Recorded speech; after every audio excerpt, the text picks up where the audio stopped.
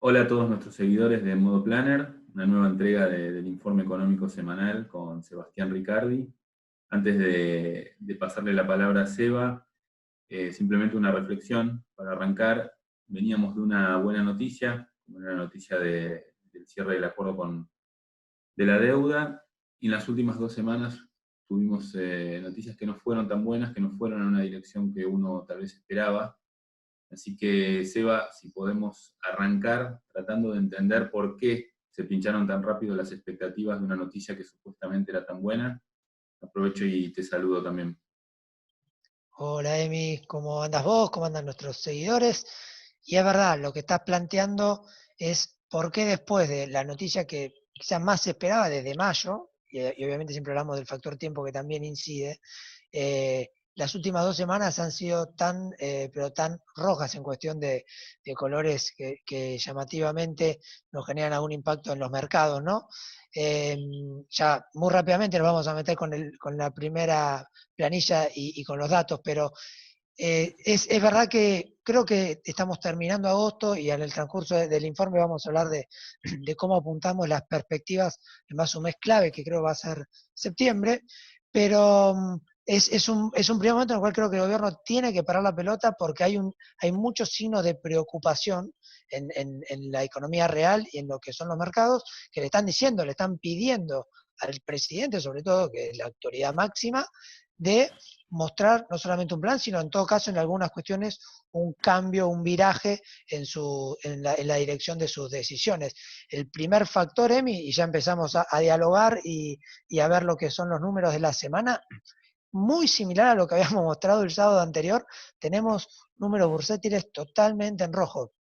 En pesos esta vez cayó un poquitito menos el Merval, pero en dólares fue la misma situación que hace una semana, más de 7% abajo.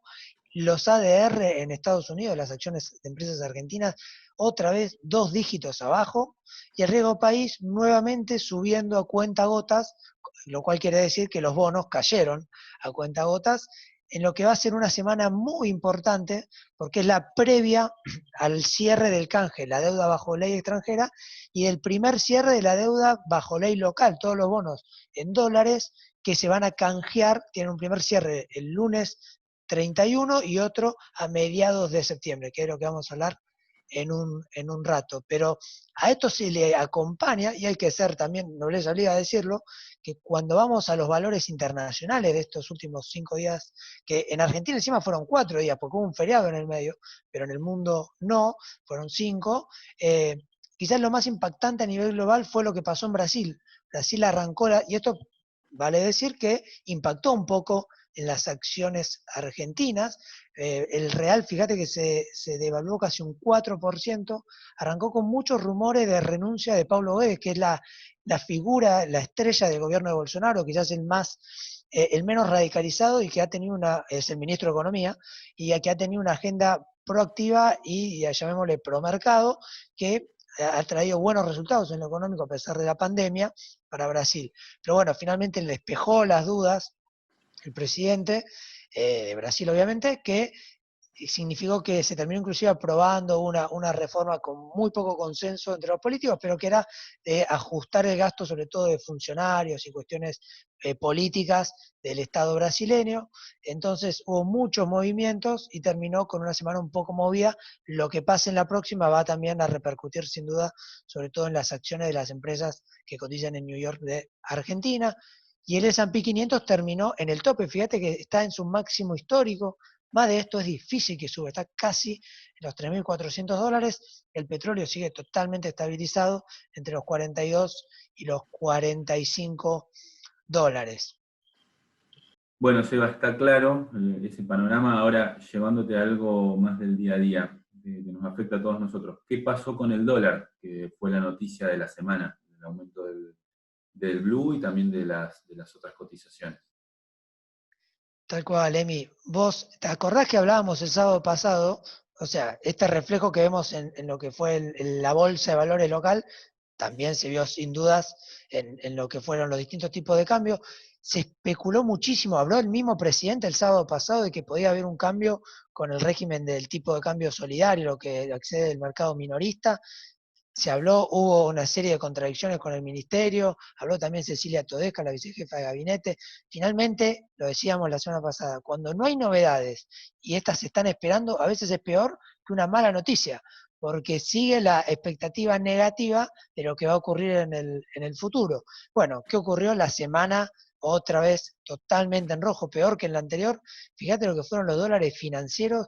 Por primera vez el MEP tocó los 130 pesos, cerró 50 centavos más abajo de eso, pero aumentó casi 5%, contado con liqui casi en 135, el dólar blue llegó a niveles prácticamente de lo que fue el récord preacuerdo, que estaba en 139, está ahora en 138, y la verdad es que todo esto con el oficial y su goteo permanente de 0,6% semanal, que está quedando cada vez más atrasado. Tenemos una brecha cambiaria del 85% entre el oficial y el contado con liquidación. Es totalmente inviable. No vamos a decir qué tiene que hacer o qué no tiene que hacer, pero algo tiene que ocurrir. Fíjate que las reservas por segunda semana consecutiva vuelven a bajar, ¿sí? Casi 80 millones de dólares menos que lo que venía siendo el viernes pasado, en casi, o sea, está a punto de perforar el piso de los 43 mil millones. No vamos a hablar hoy de las reservas líquidas y netas, ya lo hicimos el sábado anterior, pero hay muchas señales, vamos a decir, una alarma color amarillo el semáforo, todavía no rojo, pero la verdad es que sin lugar a dudas necesitamos un cambio y lo vamos a ver reflejado en los datos que vamos a ver de lo que fueron las publicaciones del Ministerio y del INDEC respecto a la actividad ya real, Emi. Pero antes de pasar a eso, Seba, respecto a esto de las restricciones, también los rumores no desaparecieron. Aparecieron ahora rumores de que se iba a poner un cierto cupo tal vez anual, se hablaba de $500 por semana. Y por otro lado, Claro, $500 en el año que refleja unos por eso 40, en el 50 año, dólares 40 mensuales. dólares por mes, perdón. Y el otro síntoma es que todavía hay empresas que siguen con restricciones para poder conseguir divisas para pagar sus importaciones en distintos rubros. Esto es a raíz de la circular que el Banco Central había emitido allá por mayo, creo, sobre el balance que tenía que haber entre pagos e importaciones en el primer semestre, y por experiencia te digo y por conocimiento hay todavía empresas que tienen restricciones para poder acceder a esas divisas, así que como decís vos, evidentemente algo va a tener que hacer. Sabemos que se está negociando tal vez un swap nuevo con China, hay que ver si eso redunda en reservas efectivas de disponibilidad o no, pero bueno, hay algo que evidentemente el Banco Central va a tener que hacer o un panorama que va a tener que despejar en las próximas semanas.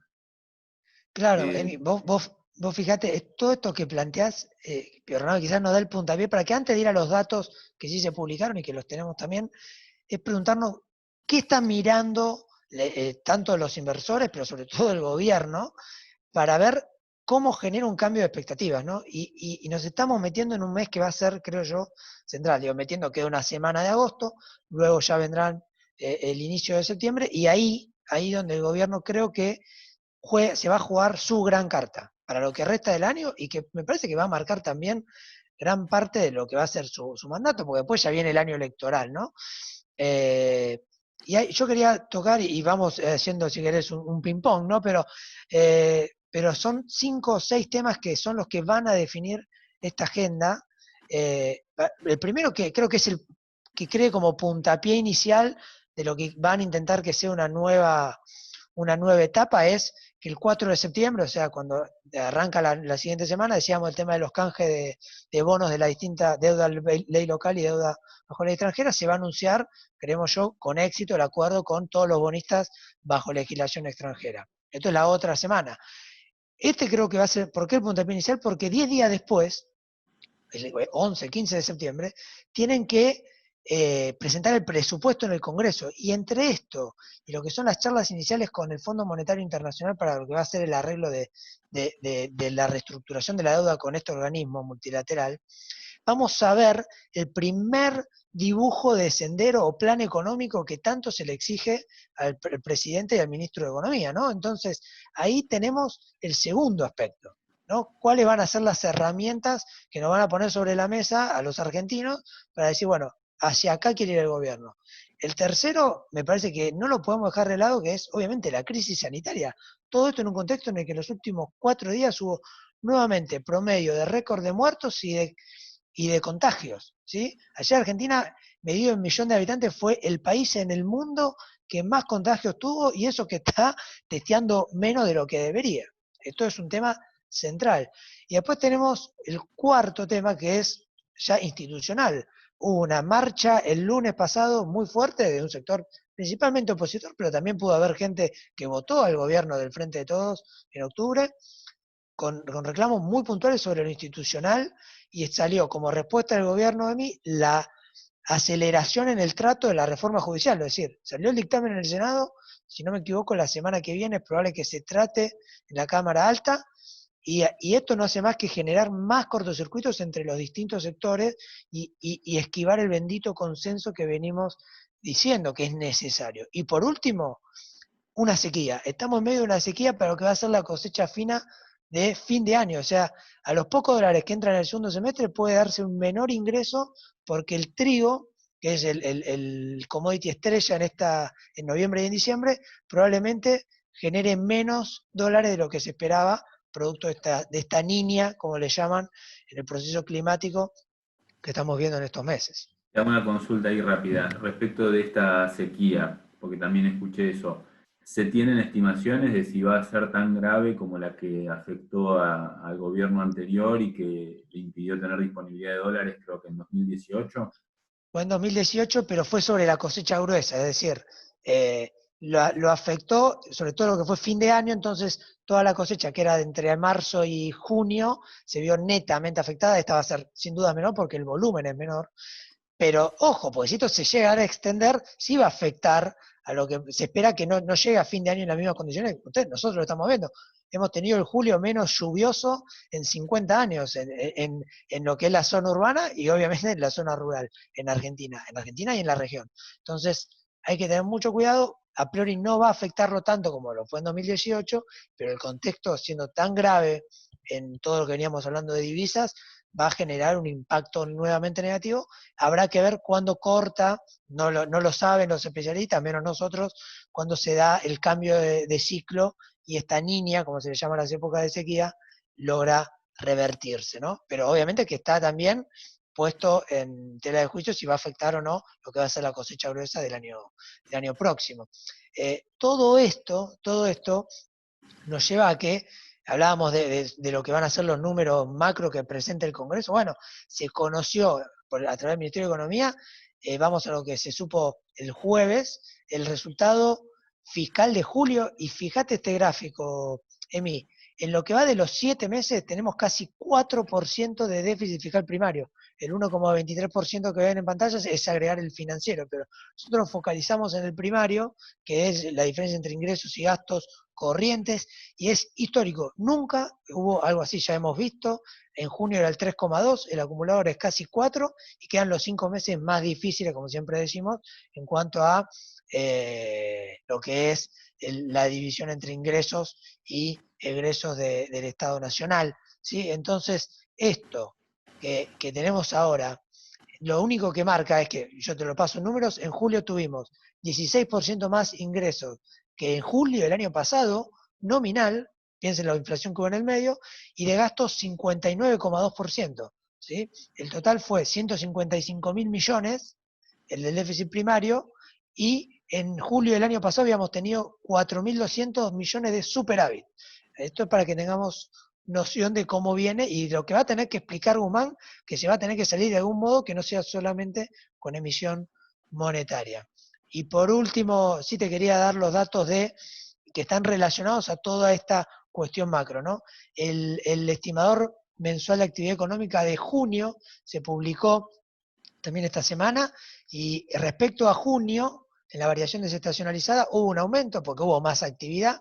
En junio todos lo sabemos que hubo muchísima más flexibilización de la cuarentena, fue 7,4%, pero respecto al año anterior siguió junio, respecto a junio de 2019, 12,3% abajo. Es un aluvión de caída de la actividad económica muy fuerte, que si lo relacionamos en lo que es trimestralmente, Fernando Marún nos proporciona con su consultora datos muy valiosos todas las semanas, que en general publicamos aquí. Fíjate que el segundo trimestre, que fue donde más se notó la cuarentena, respecto al primer trimestre de 2020 fue una caída del 16,6%. Recordemos que el primer trimestre había tenido una caída del 5% respecto al último de 2019. O sea, estamos tremendamente abajo si medimos en términos de actividad trimestral. Ok, Seba. Bueno, quedó bien claro entonces el panorama. Por mi parte no tengo nada más para agregar. Aprovecho para saludarte, para saludar a todos nuestros seguidores, fieles seguidores, y los esperamos en el próximo informe. Un saludo para vos, Emi, para todos los que nos están escuchando y obviamente estaremos muy atentos a ver si estos 4 o 5 factores determinantes para la macro evolucionan favorablemente o no. Un buen fin de semana.